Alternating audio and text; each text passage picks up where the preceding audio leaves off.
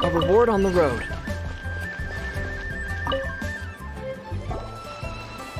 Is there anything I can do for you two? I'm afraid that Wangsheng Funeral Parlor isn't in the best state to receive guests. We've come to see Zhongli. Could you please tell him we're here? Unfortunately, Zhongli isn't here at the moment. It seems he went to Northland Bank. Doesn't the Northland Bank belong to the Fatui? Last time we saw Zhongli was before we went to the Golden House. Do you think he doesn't know about the attack on Liyue? Visiting the Fatui at a time like this could only mean more trouble. We had better go and make sure that everything is okay.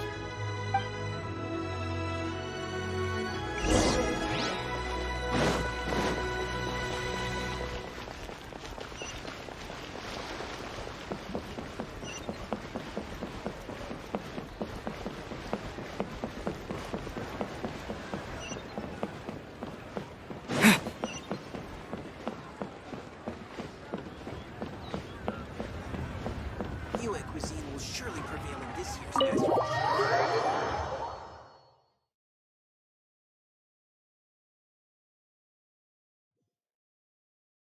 You call this cooperation between harbingers? Cooperation involves communication, you know. Don't take it to heart, child. Besides, aren't you happy that you got to skip the formalities and bring chaos to the land? I'm sure you must have enjoyed that. Oh, it seems that some of your friends have arrived. Hey, it's Zhongli and Child. And you! You're also one of the Harbingers? It's you two. I believe we've met once before. In the city of Bards, was it? I'm glad you still remember my name. Ah, right. I imagine that it must have been rather hard to forget watching helplessly as something precious was snatched away from your friend. No, don't let her get to you! You've yet to gather the powers of all 7 elements, and our last battle at the Golden House was almost more than you could handle. So it might be best to keep things peaceful this time, seeing that 2 of the Harbingers are here. Well, if it isn't you two. This is our first time seeing each other since Liyue was nearly wiped off the map. This is certainly a bit awkward, wouldn't you say? Paimon knew that we should never have trusted a Fatui Harbinger. Oh, now don't say that. Sure, I may have misled you, but I never had anything against you personally. Besides, I thought we were getting along quite well together, didn't you? Except for that little tussle we had at the end. Nothing personal. We just have different views, that's all. Of course, you may very well hold this against me, but that's up to you. The real deceivers here are Senora and Zhongli. Curse them for leading me on. So actually, I think... Stop wasting time, child. There'll be plenty of time to chat once I'm through here. You remember the agreement, Morax. Now, if you would be so kind. The Gnosis, please. What in the world are you talking about?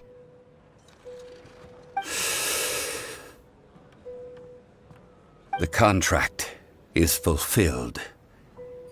That which thou seeketh is now bestowed unto thee. For my promise is solid as stone.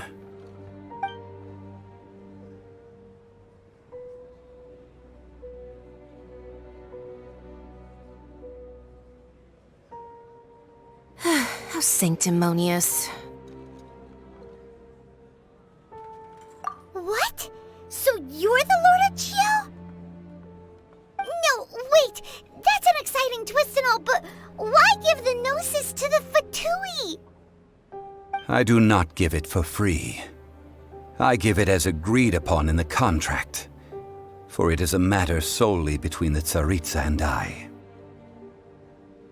Yeah, you don't think you went a little bit too far with that whole fake death thing? Everyone was preparing the ceremony for you, and splat! This big dragon falls out of the sky, and all of Liyue goes into an uproar. Talk about a disaster. Gathering all the forces that had been bubbling behind the scenes, and then stirring them together in a pot that was bound to boil over. That's what he wanted to see, am I right? Wait, what? Perhaps it's best that I explain. As you know, I've dwelt upon this world for more than 6,000 years. It is now 3,700 years ago that I founded Liyue together with the Adepti. Even boulders that can withstand whirlpools will erode with the passing of time. I kept convincing myself that cracks had not begun to form, and that the end of my time had not yet come. Until one drizzly day, as I was strolling along the harbor, I heard a merchant tell one of his workers, "You've finished your duties. Go ahead and call it a day." I stood motionless among the crowds, asking myself, have I already finished my duties? Oh, Zhongli. But as I began to consider relinquishing my divine role, I soon discovered that many reasons still remained to not hastily depart.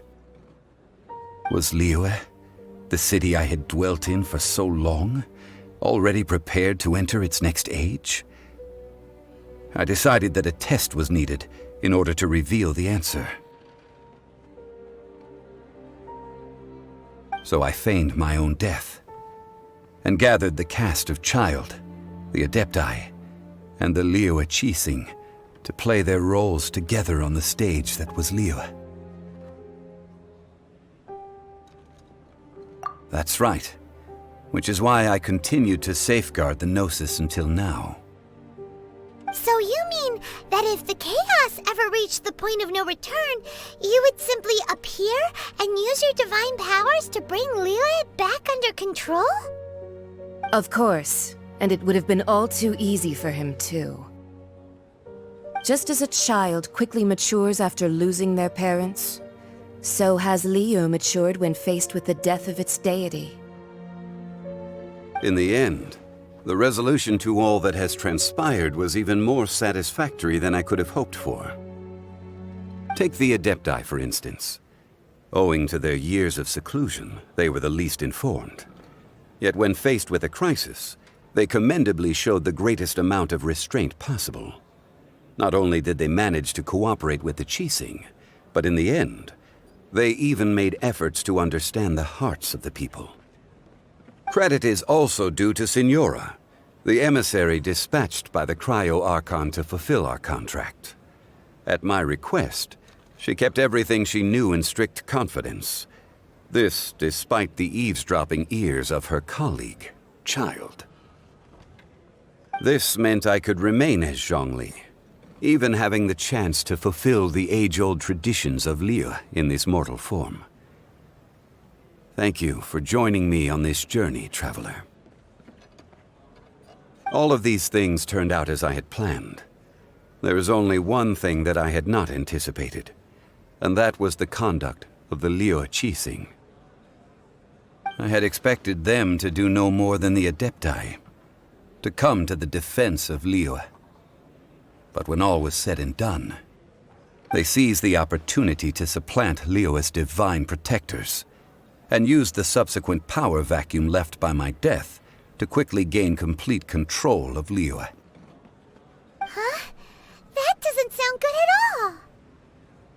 all. On the contrary, I think it is excellent.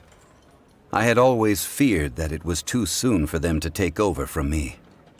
And it was also that which I longed for the most. As such, this is the best parting gift anyone could have given this god of old. Hey, what about me? Doesn't anyone feel the least bit of remorse for deceiving me? You've practically kept me in the dark! I think that thanks would be more appropriate.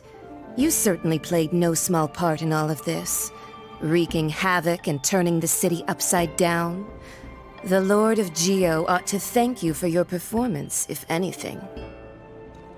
If you hadn't created the pressure of a battle between mortals, adepti, and a god, the lump of coal resting in the hands of the Geo-Archon, Liyue, would never have been able to become a dazzling diamond of a city.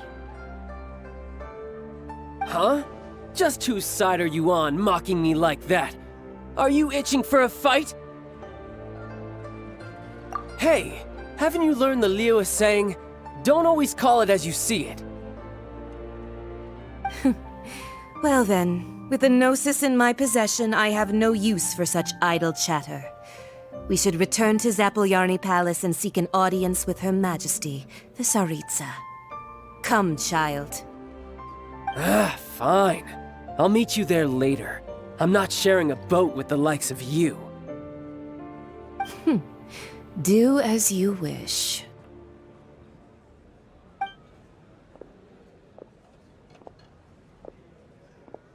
Now then, is there anything else you wish to ask me? Right! As Zhongli always told us, a good trade is a fair trade. Paimon has no idea what could be a good trade for a Gnosis. Realistically speaking, there is no such thing. Huh? However, I am the god of contracts. For thousands of years, I have made countless contracts. If the deal was of no benefit, then I certainly would not be inclined to agree to it. My agreement with the Cryo-Archon will be the last of my contracts as the Geo-Archon. My contract to end all contracts. As for the bargaining chip that the Tsaritsa used to balance the scales, uncover that answer for yourself in your future journeys.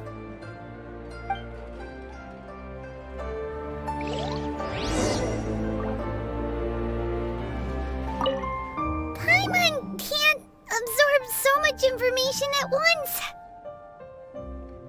So, Zhongli, what sort of contract did you sign with the Cryo-Archon? Paimon's so curious. One of the clauses of our contract was not to divulge any of its contents. Ugh, you're so petty.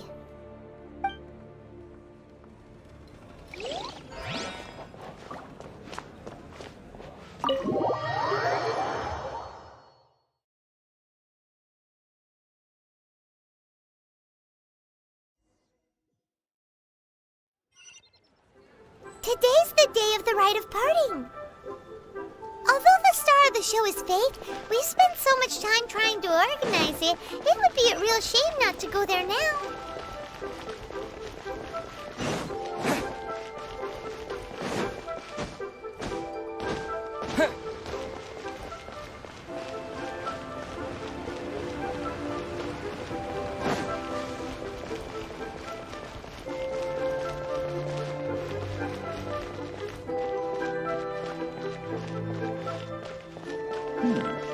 This is a peaceful neighborhood. Oh, well, since we're going through with this rite of parting, I guess it means that those rumors hit the nail on the head.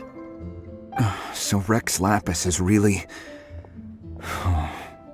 But they didn't catch the culprit, did they? Oh, come on. Do you think that the assassin could have been a normal person? You know what I think. I don't think any of the gossip on the streets you hear from those shady types is worth anything. There's only one real possibility in my mind. I've heard that the assassin was that Fatui fellow. Youngish, pretty high in rank. I think they called him Child. The Fatui? They certainly are very suspicious. Who knows what those greedy, crooked folks... Shh! Lower your voice. If the Fatui catch you in their sights, Rex Lapis won't be around to protect you this time.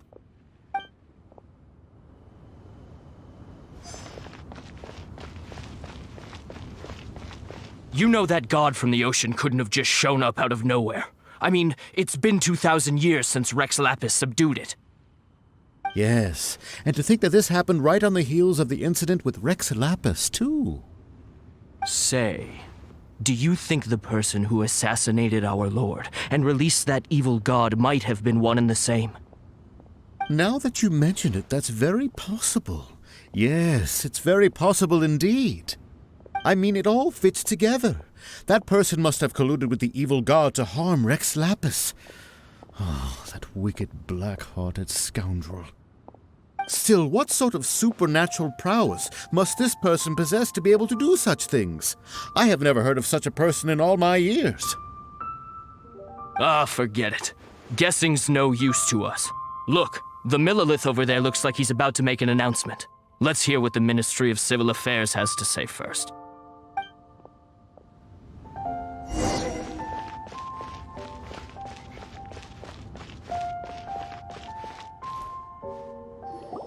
Hear ye all!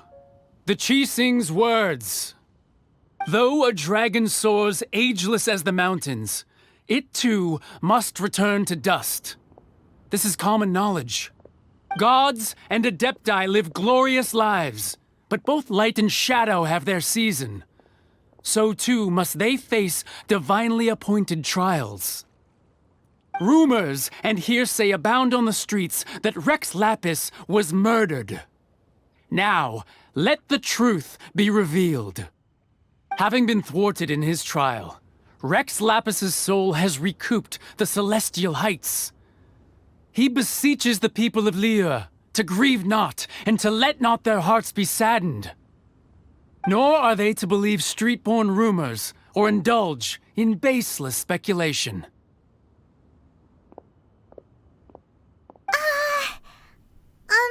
Paimon needs a translation on what the Qixing's announcement said. So that's how they're spinning it. Something feels off. Why would they suddenly give up looking for the murderer? Not to mention how this excuse sounds like something they just made up on the spot. Could the Qixing already have known that Rex Lapis wasn't dead? But Zhongli said that neither they nor the Adepti knew anything. Did Zhongli tell them in secret after his gnosis changed hands? Exactly, right? Ooh, seems like the rite of parting has been going on for a while now. Let's go have a look.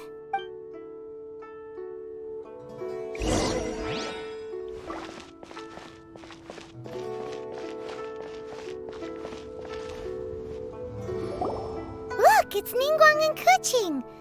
Are they saying something? Are their speeches over? As said previously, Rex Lapis's soul returning to the heavens is the end of the contract. And it is also the end of an era. 3,700 years of contracts burnt and reduced to ash. We, the people of Liyue, were indeed prosperous. But blinded by our prosperity, we forgot that time can be pitiless. The long, unending dream of our Archon walking among us.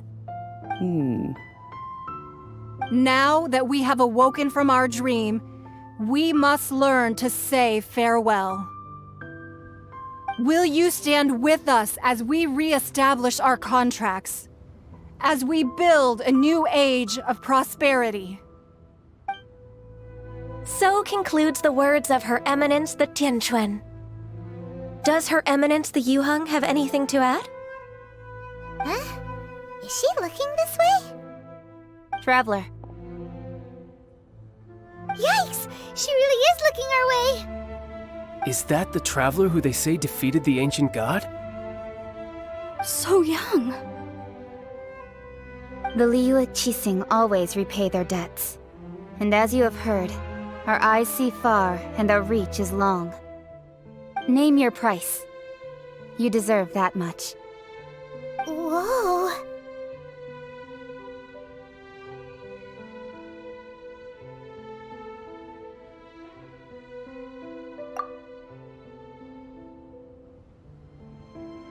Well, could you help me put up some missing person posters?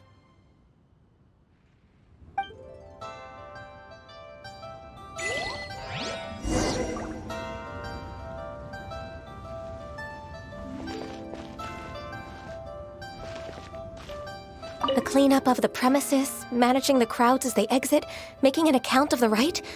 There's much that remains to be done. I didn't miss anything, did I?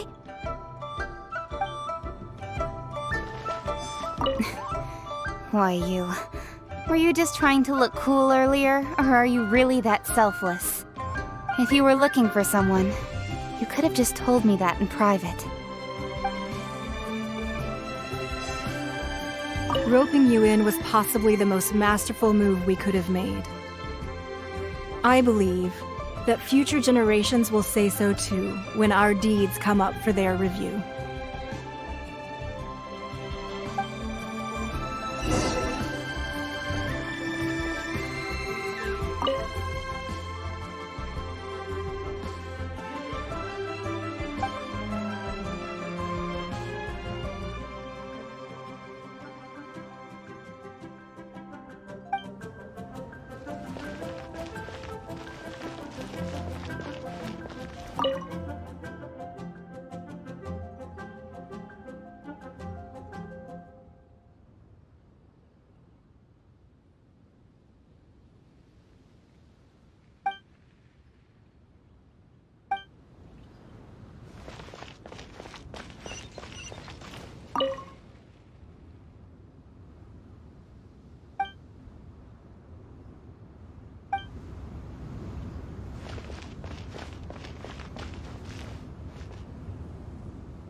As for the mortals and Adepti of Liyue, what shape shall our relationship take from now on?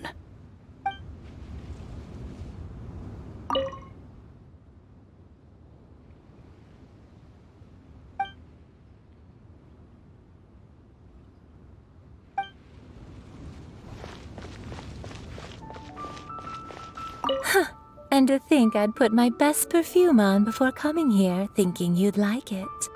But it seems as if those perfumes really were meant to be offered to Rex Lapis. Well, that's fine. Suffer no rivals in love, they say. And that's 3 gone in 1 stroke.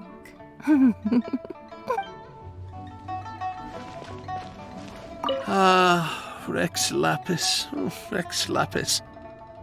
Now that I think about it, if everyone's of the same mind as me, perhaps mementos for Rex Lapis might be the best short-term business opportunity.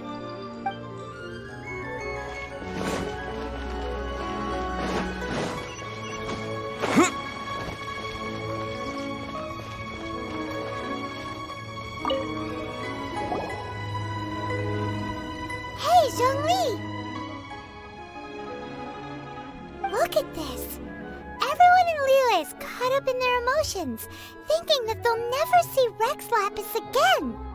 And here you are looking all relaxed. Why would I not feel more at ease after laying down the burden I have borne for 3,700 years? Right. If the two of you can spare the time, I should treat you to a meal at the Xinyue kiosk. Ha! That sounds like big talk, Zhongli. Paimon might have believed you if you were treating us to some third-round knockout, but you'd have to pay out your nose just to stand inside Xinyue kiosk. Are you sure you can afford it? You're right. I do like the Mora. As the Rex Lapis Morax, I can easily create Mora. But since I have chosen to walk this earth as the mortal Zhongli, I should abide by the same rules that mortals do. When I was journeying with you, though I still had the Gnosis in hand, I knew that I must soon retire from my role as an Archon, so I had to rehearse a little for my new life. Oh, no wonder! Paimon gets it now. You didn't look at the price tags when we were spending because you've never had to. But since you weren't used to not being able to just make more Mora as and when you wanted to, you had to try becoming a parasite to society who lives off of other people's credit. Well, we were only spending Fatui money. You don't have to say it like that. In the City of Commerce, we do not merely exchange money or goods. We also exchange knowledge, memories, and foresight, as well as positions, roles, and lives. The Archon Morax could never experience life as the true mortal Zhongli could, no matter how many times he descended to be with his people. I must thank you for that. I will treasure the memories that I made as Zhongli, traveling the streets of Liyue with you. That is true. But there is no journey that does not end. No meetings without partings. Paimon thinks that we should make a move and continue our search for the Seven. I fear that continuing your journey may be difficult. The nation that neighbors Liyue by sea, Inazuma, is presently closed. Yes, the nation has been closed by order of its deity, the Electro-Archon Ball. And just as the people of Liyue preferred to call me Rex Lapis, she too goes by another name among locals in Inazuma. Paimon thinks we've heard that one before. Raiden? That is the case. And since Raiden is also the Shogun of Inazuma, people call her the Raiden Shogun. That said, though people at the wharf were saying that the situation in Inazuma is very tense, Paimon doesn't remember that always being the case. It wasn't that bad last year. Zhongli, since you're Rex Lapis, shouldn't you know something about what's happening there? Just how did Inazuma become a closed nation? It's because of visions. Visions? When faced with circumstances beyond their control, humans often bemoan their lack of power. But if a person shows true strength of will at a desperate and fateful moment in their life, the gods will look upon them with favor. This is what visions are. Magical foci bestowed upon those who have been acknowledged by the gods. Uh-huh. That's how people in Teyvat see it.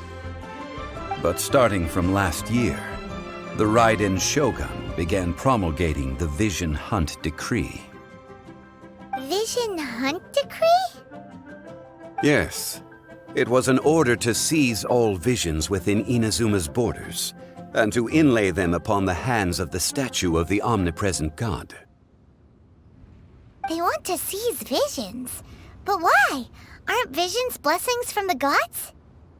I should think that in the Raiden Shogun's eyes, it is precisely because they are divine blessings that they should be under the sole dominion of divinity. Whoa, that's harsh. The Animo Archon is the god of freedom, and the Geo Archon is the god of contracts.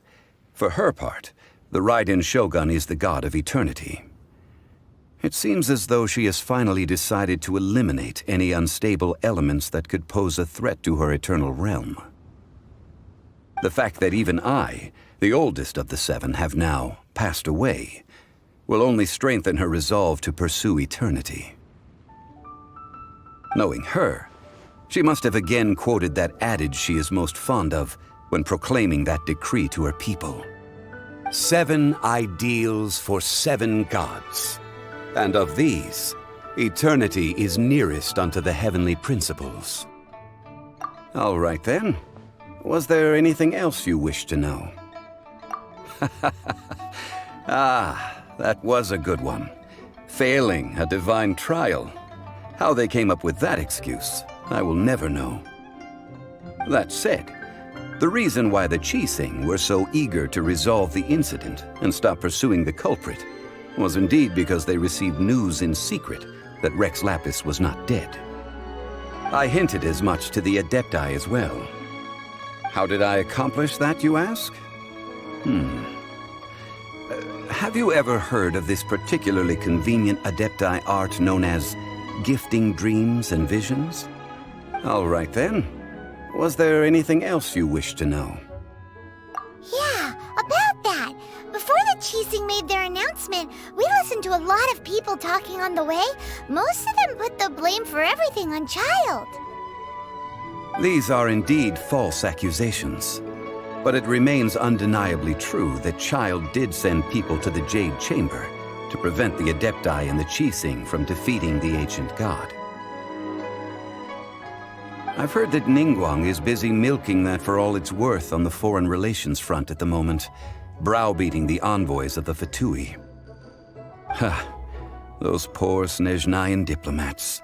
If it were not for Child's exalted position as a harbinger, I'm certain that they would have shifted all the blame to him and called for his dismissal by now. All right then. Was there anything else you wish to know? The time of the Adepti has long passed. If even the Liyue Qixing don't want to face that truth, then what future is there for Liyue?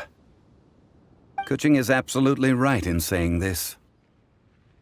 Now, though I did laud Ningguang's desire for power, believing this to be a good thing, and thought as a matter of course that she must have been behind the Qixing's plan to take governing power over Liyue from the hands of the gods and Adepti, could the original person who brought up the idea of seizing power have been...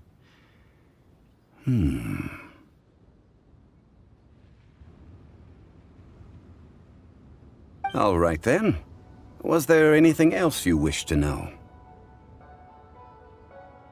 That's right. Zhongli, now that you don't have your gnosis, what's going to happen to all the Mora in Teyvat? Since Morax is dead, are they all just gonna disappear? Also, isn't the Golden House the only mint in the entire continent?